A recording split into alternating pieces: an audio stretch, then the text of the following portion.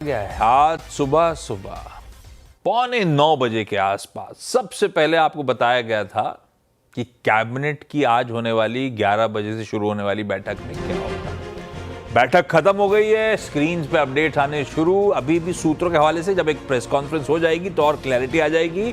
लेकिन जैसा लक्ष्मण ने कहा था, 70,000 करोड़ रुपए के शिपिंग सेक्टर की 3 स्कीम्स को मंजूरी के लिए खास तौर पे कैबिनेट मीट है। लक्ष्मण जुड़ चुके, उन्हीं से समझ लेते हैं क्या निकल के आ रहा है या क्या छन छन के उनके पास इंफॉर्मेशन आ रही है। लक्ष्मण, सुबह बताया था आपने वो तीनों स्कीम्स को क्या मंजूरी मिल गई है और रिविजिट करिए वो स्कीम्स क्या है। जी बिल्कुल, जो सुबह बताया था उसको हूबहू वैसे ही मंजूरी मिल गई है और तीनों स्कीम जो है शिपिंग सेक्टर को लेकर के है। और तीनों स्कीम की कुल रकम देखें तो 70,000 करोड़ रुपए की स्कीम है। इसमें से एक स्कीम है 25,000 करोड़ रुपए के नेशनल शिप बिल्डिंग मिशन है, जिसको हम लोग कह सकते हैं ship building financial assistance scheme. इसके तहत जो कंपनियां शिप बिल्डिंग करेंगी उनको वित्तीय मदद दी जाएगी। दूसरी स्कीम है मैरीटाइम डेवलपमेंट फंड। इसके तहत भी 25,000 करोड़ रुपए की स्कीम है और इसके तहत मैरीटाइम यानी जहां जहां शिप आना जाना होता है, कोस्टल एरिया है, उनके डेवलपमेंट पे इस फंड का इस्तेमाल किया जाएगा। और दूसरी जो स्कीम है वो शिप बिल्डिंग डेवलपमेंट स्कीम। इसके तहत क्या होगा कि शिप बिल्डिंग के जो क्लस्टर बनाए जाएंगे, जो इंफ्रास्ट्रक्चर चाहिए, बुनियादी सुविधाएं चाहिए, वो बुनियादी सुविधाएं मुहैया कराई जाएंगी ताकि शिप बिल्डिंग में बड़े पैमाने पर निवेश आ सके। तो तीनों मिलाकर के पहला, दूसरा 25,000 करोड़ रुपए और तीसरा 20,000 करोड़ रुपए की स्कीम है। और इसके तहत एक तरह से कहें कि पूरे शिपिंग सेक्टर को बूस्ट देने की तैयारी है। शिप बनाने के मामले में आत्मनिर्भरता की तरफ तैयारी है और पीएम ने जो कहा था कि चिप से लेकर शिप तक का मिशन है, उस मिशन को पूरा करने की तैयारी है। लीजिए भाई साहब, सुबह चर्चा हुई थी, खबर पे मुहर लगती हुई, थोड़ी देर में प्रेस कॉन्फ्रेंस और उस बात को कंफर्म कर देगी। लेकिन तीनों स्कीम्स मेरे ख्याल से वीकेंड से लौट के आए थे, तो मंडे सुबह भी लक्ष्मण ने आपको बताया था सरकार क्या तैयारी कर रही है और जल्द कैबिनेट से मंजूरी मिलने की बात करी थी। आज जब कैबिनेट मीट शेड्यूल थी, सब इंतजार कर रहे थे खबर क्या होगी। लक्ष्मण ने सुबह 9 बजे से पहले बता दिया था आपको, ये तीनों स्कीम्स को मंजूरी मिलने की तैयारी हो रही है। 70,000 करोड़ रुपए की 3 स्कीम्स शिप बिल्डिंग सेक्टर और मैरीटाइम डेवलपमेंट के लिए सरकार की हामी आती हुई 25 और 20,000 करोड़ रुपए के तगड़ा अनाउंसमेंट। लक्ष्मण ने, आज तो नवरात्रि का डे 3 है, आज कलर ब्लू है, आज ये लाल टाई पहने क्यों दिख रहे हो आप? नहीं, वो लाल टाई दरअसल जो है सो लाल शुभ की निशानी होती है, वैसे कलर है जो कभी भी आप पहन के रह सकते हैं, इसे लाल का कहीं। लक्ष्मण ने नहीं बोला कि ये फोटो है पुरानी खींची हुई, उन्होंने उसका भी जस्टिफिकेशन दे दिया आपको। लीजिए Lakshman, thank you so much. एक बार क्विकली मार्केट दिखा देता हूं, रिकवरी अच्छी है। 4th डे इन रेट तो है, लेकिन अगर ऐसी रिकवरी चली तो हू नोस, ये पिछले 3 दिनों का जिंक्स टूटे। देखिए रिकवरी, हम आज 30 तक गए थे, 130 पे कामकाज कर रहे हैं। 100 पॉइंट दिन के लोस से रिकवर करके एट डेज हाइज कह लीजिए भारतीय बाजार इस समय कामकाज करते हुए। आज सपोर्टिव निफ्टी बैंक नहीं है, नहीं तो अलग होती स्क्रीन। चलिए, ये सब डेवलपमेंट्स, अब मैनेजमेंट से बातचीत की शुरुआत कर ली जाए। चलिए, Jaro institute of technology management and research, एक बार इस आईपीओ के स्नैपशॉट स्क्रीन पर रख देता हूं। कल ये आईपीओ सब्सक्रिप्शन के लिए बंद होगा थर्सडे को। 846 से 890 रुपीज का प्राइस बैंड और 450 करोड़ रुपए मोबिलाइज करने की योजना। कंपनी रिलेटेड फाइनेंशियल्स वगैरह सारी डिटेल जो आरएचबी से इंपॉर्टेंट थी, वो ग्राफिक्स के तौर पे आपकी स्क्रीन पे प्रोड्यूसर साहब ने बना दी होंगी, चलती रहेंगी। मैं मैनेजमेंट से बातचीत की शुरुआत कर रहा हूं। Sanjay sir, hi, good afternoon, welcome on the show और कांग्रेचुलेशंस प्राइमरी मार्केट्स में डेब्यू करने के लिए। संजय सर, पहले क्योंकि मैंने अपफ्रंट टीज के तौर पे कहा था, थोड़ा सा हट के कंपनी है, इस तरह की कोई लिस्टेड पीयर नहीं है, तो समझना बिजनेस को ज्यादा इंपॉर्टेंट हो जाता है। आरएचपी कहता है online higher education and upskilling platform. Mumbai based एक ऑनलाइन एजुकेशन कंपनी, इस इंटरेस्टिंग सा बिजनेस साउंड करता है। समझाएं, अगर मैं आगे बढ़ूंगा तो फिर मैं ही समझा दूंगा, आप समझाओ ये जायरो इंस्टीट्यूट करता क्या है, दरअसल क्या बिजनेस मॉडल है?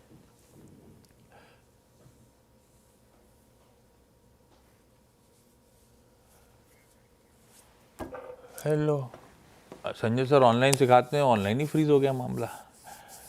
पर बेसिकली ये कंपनी, अभी संजय सर अच्छे शब्दों में समझाएंगे। जुड़ गए संजय सर, आ गए क्या आप?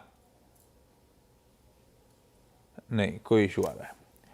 दरअसल 36 इस समय इंस्टीट्यूट्स हैं, यूनिवर्सिटीज़ हैं जिससे जैरो इंस्टीट्यूट का टाई अप है।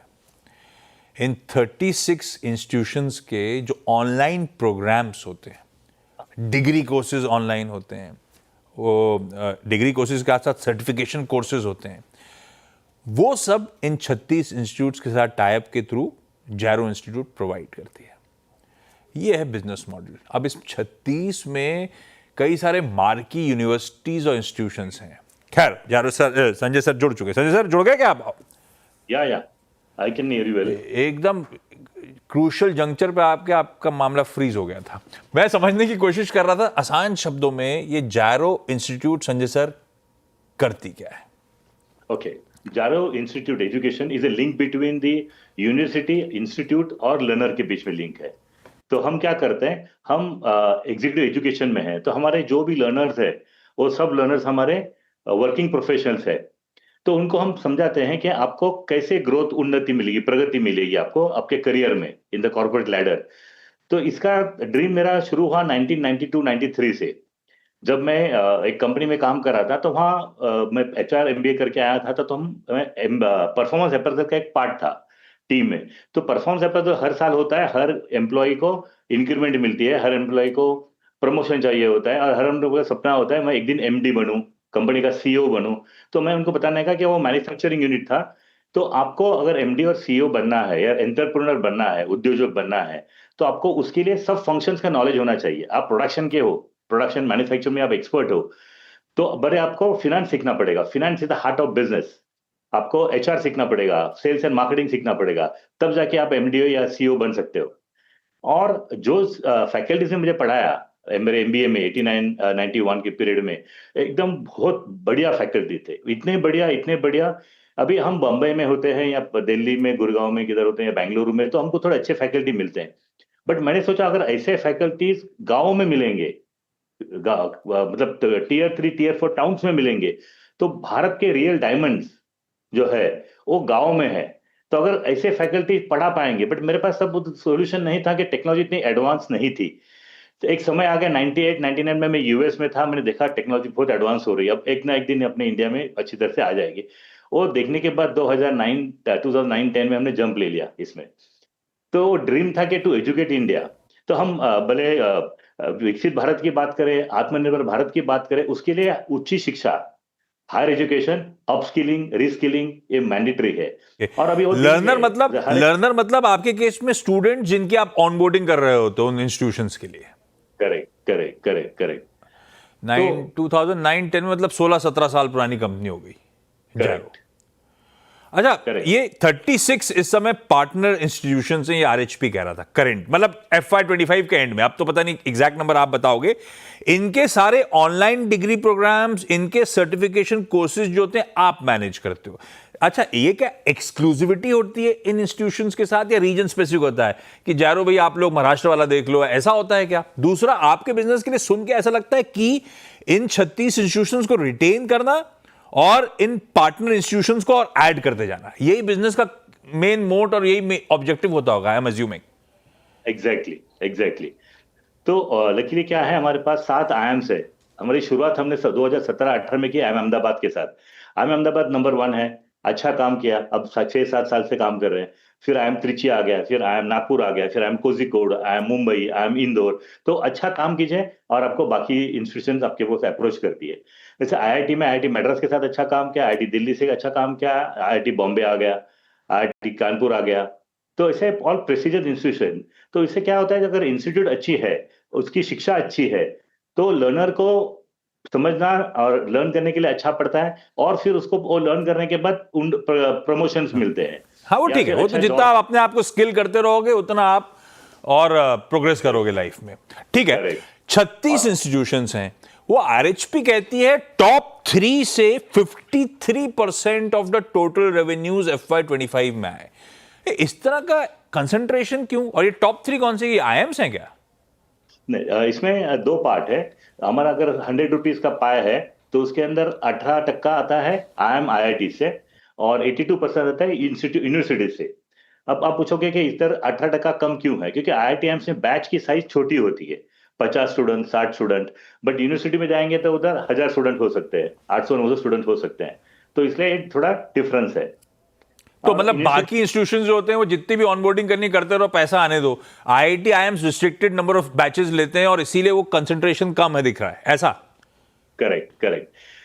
बट अच्छी बात क्या है, यहाँ हमारे पास रेफरल काफी अच्छा है, क्योंकि अगर एमबीए ऑनलाइन किया और आपको प्रमोशन मिला या अच्छा जॉब मिला, तो आप अपने कॉलीग को बोलते हो, आपके दोस्तों को बताते हो, आपके रिलेटिव्स को बताते हो, तो एज गुड एज 30-35% रेफरल से एडमिशन करते हैं। ये टॉप 3 कौन से हैं फिर? आईएम्स तो है ही नहीं जो आप कह रहे हो, आईएम्स आईआईटीज तो है नहीं, ये टॉप 3 कौन से हैं जिससे 50% प्लस रेवेन्यू आ रहे हैं हमारे? तो सिम्बायोसिस इंटरनेशनल यूनिवर्सिटी एक अच्छा बड़ा ब्रांड है पुणे में। Second is DY Patil, third is Bharati Vidyapeeth. Okay, तो ये सब महाराष्ट्र का मामला है, पुणे और बॉम्बे के आसपास का ही मामला है सारा? नहीं, अभी इनसे बिजनेस शुरुआत हुई थी क्या? ये रीजन है क्या? नहीं, हर साल बढ़ते जाते पार्टनर्स, और फिर फॉर एग्जांपल 2 साल पहले डीवाई पाटिल नंबर 1 रेवेन्यू में था, तो अब सिम्बायोसिस इंटरनेशनल आ गया, तो ये चेंज होते रहता है। और जैसे आपने बताया 53% का, तो इस साल 25 में टॉप 5 इंस्टीट्यूशन से हमारा 62% रेवेन्यू था। अरे 400 करोड़ रुपए टॉप 5 इंस्टीट्यूट को ये करते हैं, एम्पैनल करते हैं, ताकि शिक्षा अच्छी मिली, प्रमोशन अच्छे मिले, प्रमोशन। अच्छा, ये 16 साल में चर्न क्या है? कितने इंस्टीट्यूट छोड़ के चले गए आपको, और आप किससे कंपीट कर रहे होते हो? ये क्या बिड करते हैं? ये जैरो जब जाता है किसी आईएम के पास, तो जैरो के जैसे कोई आशीष भी जाता होगा, फला भी जाता होगा, वो सब भी तो बिड कर रहे होंगे कि हमें अपना कोर्स दे दो। ये किस तरह की कंपटीशन इंटेंसिटी है? कौन आपके की कॉम्पिटिटर्स हैं? और जैरो इस स्पेस में कितना बड़ा है? तो जैरो इज इनिशियल प्लेयर। उस जमाने में 2009-10 में और इतने ज्यादा प्लेयर नहीं थे, तो एक एडवांटेज जारो को वो मिला है, जो मोट आप बोलते हो। तो वैसे जारो का मोट हुआ था इनिशियल प्लेयर। सेकेंड जारो का मोट है कि the team is very strong. जैसे हमारी सीईओ मैडम है, जिसका लायंस शेयर है कंपनी के ग्रोथ में, तो 18 साल से है, she is an Ahmedabad business.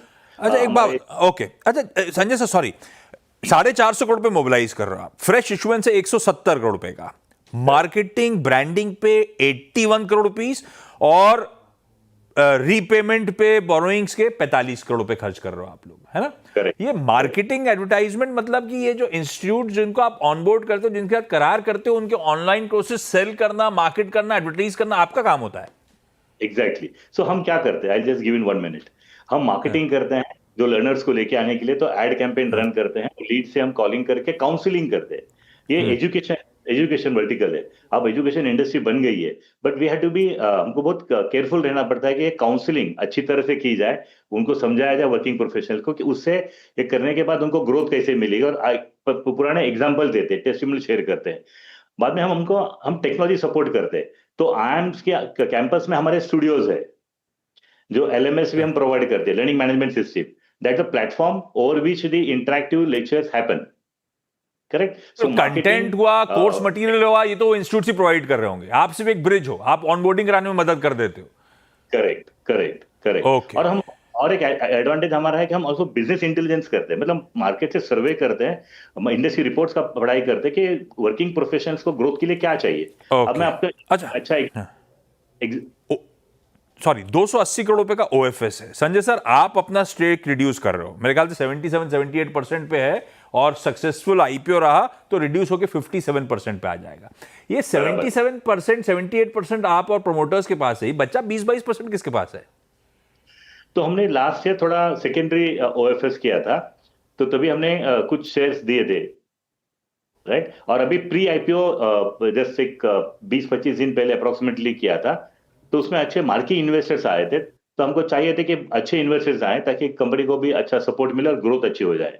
Fund किया था, वो कोई शेयर होल्डर इस समय माल नहीं छोड़ रहा है ना? वो सब जस के तस कंपनी के साथ बने रहेंगे। Sorry, come again. जो आपने 22% स्टेक बेचा है, वो other than promoters, public share holder कोई माल नहीं छोड़ रहा, कोई स्टेक नहीं रिड्यूस कर रहा अपना, ऐसा? नहीं, कोई नहीं छोड़ रहा है। एंड सेकेंड, का एक ऑब्जेक्टिव था कि एम्प्लॉइज को ईसॉप्स दिए हुए 3 बार, 2017-18 में, 2020-21 में और 2023-24 में। तो एम्प्लॉइज के पास शेयर्स है, उनको भी अपने शेयर्स की वैल्यू मालूम पड़े, इसलिए also that's also objective of IPO. नहीं, अच्छा है, वैल्यू अनलॉक हो रही होगी एम्प्लॉइज के लिए। होम कैपिटल के राजेश अग्रवाल सर जुड़ गए हैं। राजेश सर, मुझे लग रहा है मेरी जुगाड़ हो गई है, अपने पास आईएम अहमदाबाद की एमबीए की डिग्री आ जाएगी, क्या कहते हो आप? संजय सर बैठे हुए हैं, कुछ जुगाड़ बैठा लूंगा मैं। आपको चाहिए क्या? संजय सर को और आपको दोनों को नमस्कार, दोनों को नवरात्रि की शुभकामनाएं। और चाहिए तो बिल्कुल चाहिए, ये तो संजय सर कोई जुगाड़ है क्या? अच्छा राजेश सर, आपको अब ये मिलेगी तो इसका मुझे भी मिल जाएगी।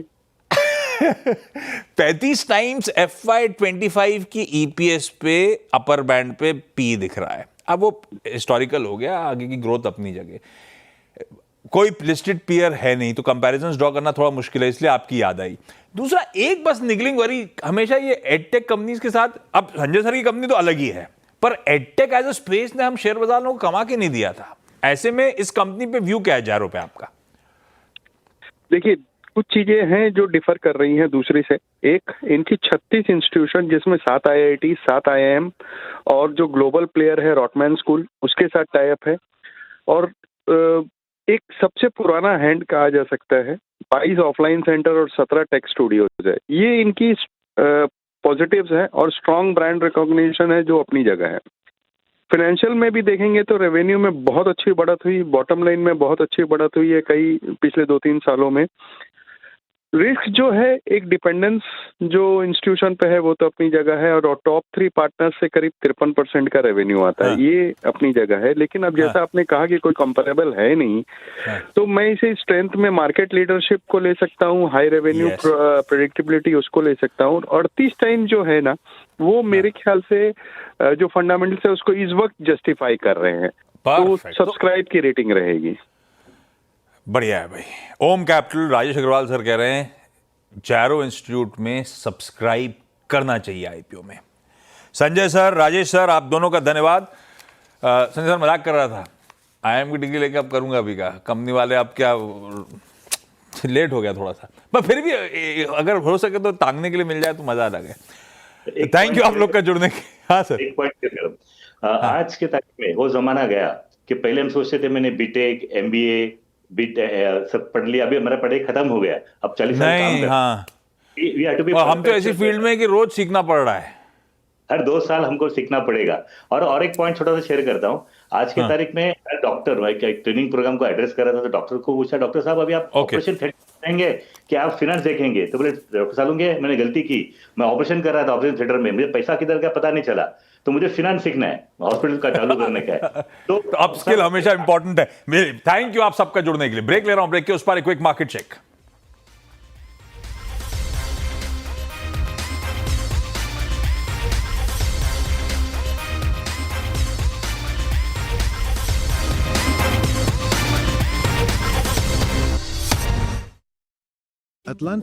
रिकवरी तो अच्छी है, पर अभी तक हरे में आए नहीं है। देखते हैं कमाई का अड्डा में हरे में आ जाएं तो 3 दिनों का वो जिंक्स टूटे, वो ज्यादा इंपॉर्टेंट। चलिए डिटेल्ड कवरेज देखिए ब्रेक के उस पार। नमस्कार।